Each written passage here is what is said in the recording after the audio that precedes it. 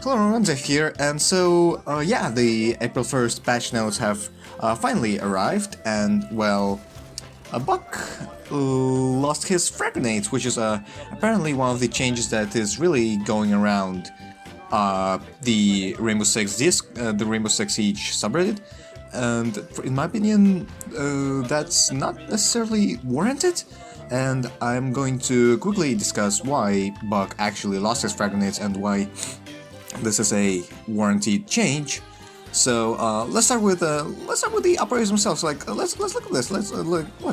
Lots of different operators. Lots of very different, very fun, very interesting to play operators. Except for Blackbeard. Fuck Blackbeard. But let's see. Like there are 4 soft breachers currently in the game. There's Ash, there's Zephyr, there's Sledge, there's Buck. You have tons of options when it comes to self-destruction, and while Sledge and Buck are definitely more forgiving and more versatile, because they have a lot more of their gadgets to use for self-destruction, Ash and Zephyr have access to breaching charges, which allows them to, for example, use breaching charges on vertical surfaces to make sure that they don't waste their long-range explosives on something as trivial as a floor or a hatch, while saving their explosive for something else slightly more important. We'll get to that later. But as you can see here, there are 4 main, very interesting options to play. And yeah, one of them just got really nerfed, but I wouldn't really say it was that big of a nerf, but let's just say for the sake of the argument that it is. Buck losing his frag grenades and instead getting more charges with his skeleton key. And okay, let's see at all the others soft breachers. Like Sledge still has his frag grenades, and we can say that Sledge is like one of the biggest competitors to Buck, with both of them having lots of charges on their gadget that allows them to soft breach relatively easy, and both of them having basically the kinds of gadgets that would really be helpful in creating chaos amidst the defending team if you were to stand up from the room above the objective and just destroy the entire ceiling to make sure that the defenders have nowhere to hide. But now Buck no longer has frag grenades and Sledge does, so that kind of differentiates the two of them.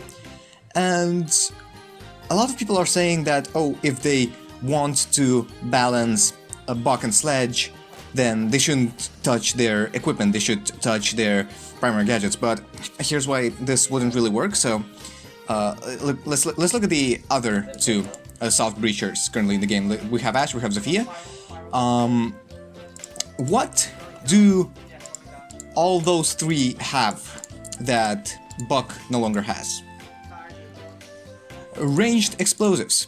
And what kind of stuff that you can use to excuse me, what do you usually use ranged explosives for? Like, say, if it's a frag grenade, well, obviously you would most likely try to kill an enemy that is tucking away somewhere behind the corner, but this is not necessarily like the guaranteed way to use them, because usually they would be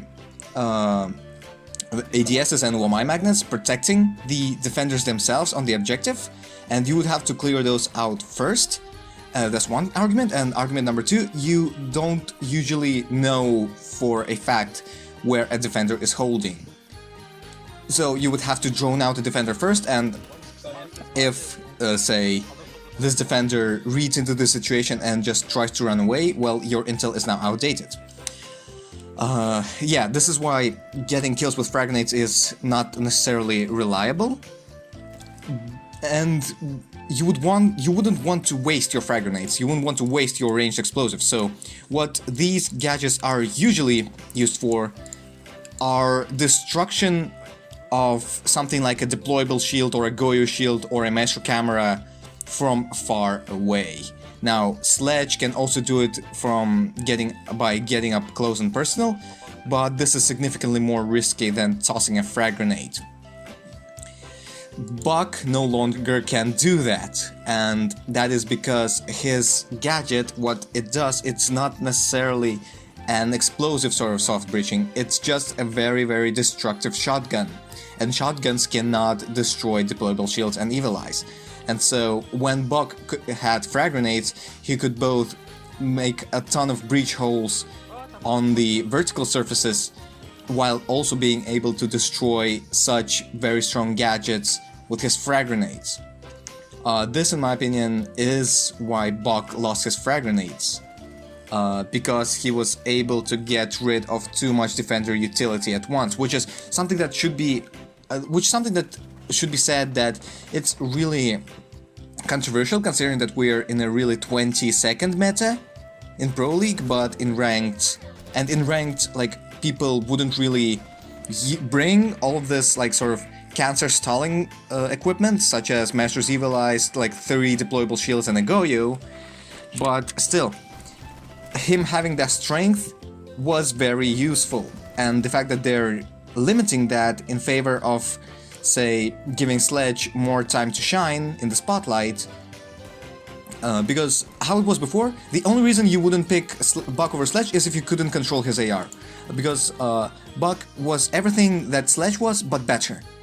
And now you would actually have to think twice about whether you would want a Buck or a Sledge, or maybe even both, and you would say, for example, change up from either Zofia or Ashe to a Sledge, and then there would also be a Buck. But either way, Buck losing his frag grenades, it kind of actually makes a lot of sense, and if you do not want to play, like, say, if you don't really understand why something like the ability to destroy deployable shields is so strong, let me show you a couple of clips where the shield is actually incredibly useful. So here I play Smoke on Bank, and I'm planning to hold blue stairs with the deployable shield. So with this setup, what it does is that it prevents the attackers from rushing me via blue stairs, and what it does, it really limits the control the attackers have over servers, which is one of the biggest venues of attack on basement objective and bank.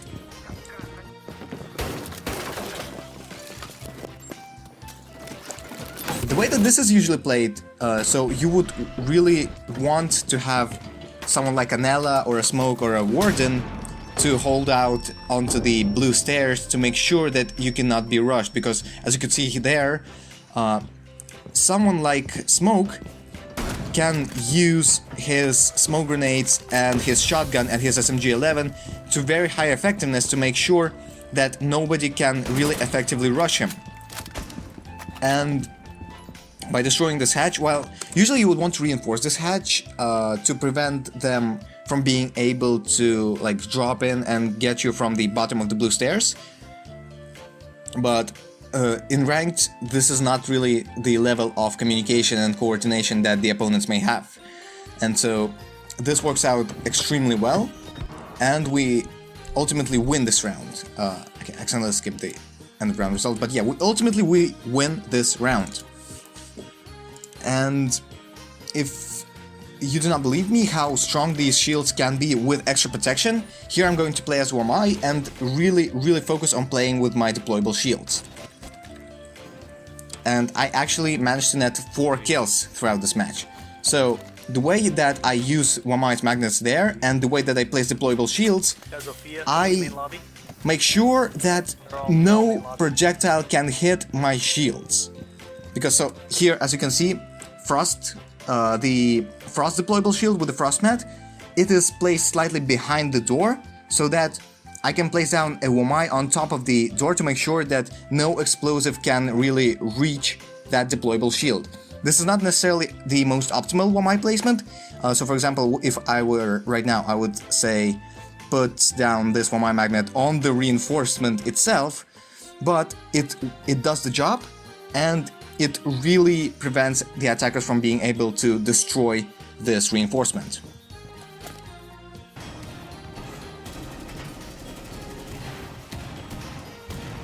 Jump from basement stairs.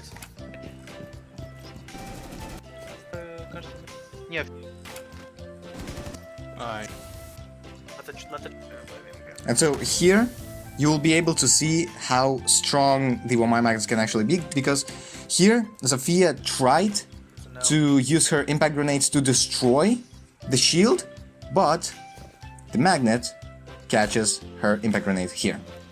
Nice, Wamai. And because she could not destroy that shield, she would have to vault over it, which makes her extremely vulnerable. And I am able to net the kill.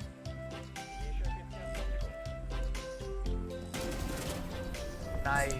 And while yes, I do understand that that last clip was in casual, that doesn't really reduce the effectiveness of the strat, because the way that you would really get rid of something like this is by either coordinating with your teammates who have something expendable like flash grenades to get rid of the Wamai ADSs and Wamai magnets, excuse me, and Jager ADSs.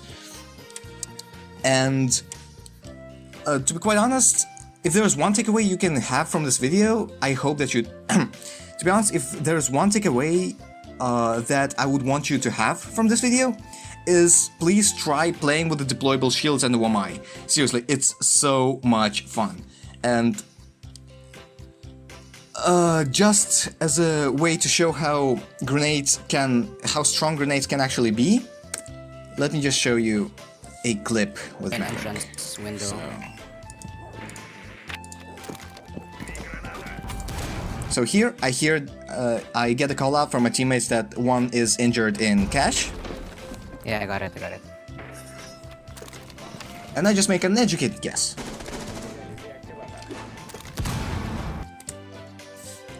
That's how strong frag grenades can be. So, yeah. The ability, like, they just... yeah, this is how strong frag grenades can actually be, because the enemy literally had no idea that it was coming, and it was impossible to counter from their side. So yeah, well-utilized vertical frag grenades are really strong. So yeah, that was the main argument I wanted to make in this video. The reason why Buckley is losing his frag grenades is because he was too strong with them.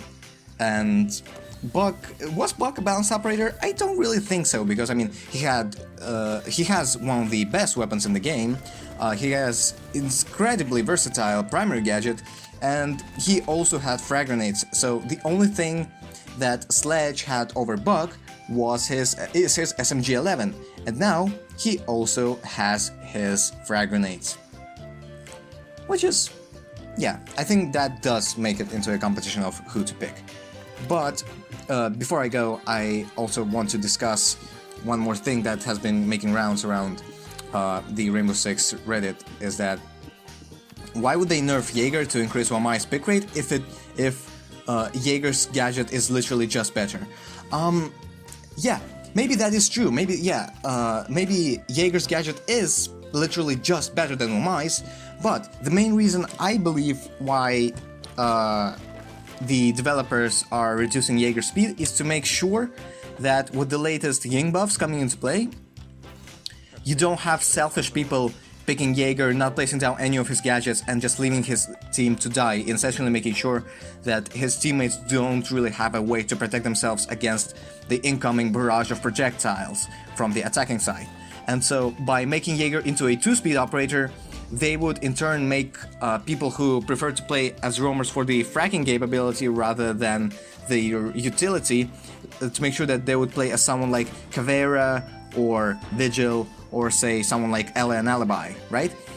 But Jager, the 2-speed Jager nerf is not essentially like it's not the end of the world for him, while the crouch walking as Jager is going to be infinitely less easy. The way that Jager is played, if you played a Jager as an anchor, you wouldn't really feel the difference. And I think that someone like Jager or Wamai, someone who counters the projectiles that attackers are throwing on the objective, they should be anchors like by default.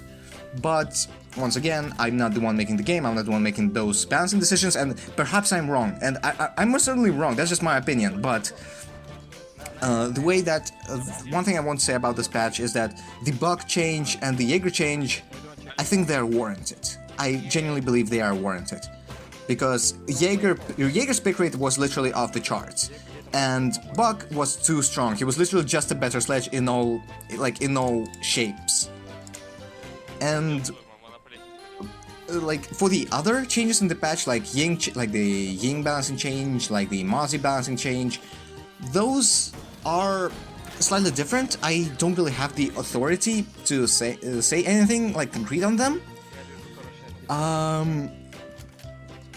Because, well, I don't really play a lot of Mozzie, I don't really play a lot of Ying, but I think the logic goes that Mozzie is significantly less self-sufficient in solo queue, which is, I think it's fine, because Mozzie already has like a ton of utility and strength, and the rationale behind the Ying changes is because she's too weak, but I'm not really sure about that, and I don't want to make a statement like that is the sole reason why they're doing this, because, once again, I'm not a game designer, I'm not a game developer, I do not work at Ubisoft, I do not know what the logic is behind their decision. What I'm trying to do here is I'm trying to rationalize their decisions and why I believe that they make sense. You don't have to agree, but here is my rationale and why I think it makes sense. So yeah, thank you very much for watching my video. Usually I make Siege shitposts and useful educational Siege content such as operator guides and my opinions on various balancing changes, and even certain video essays, but lately I have been doing a lot more of those like commentary style videos, and please let me know what you think about them. And remember folks, communication is key. Good luck and have a nice day. And remember to subscribe if you're interested in that sort of content. Oh my god, this is so cringy, what the f.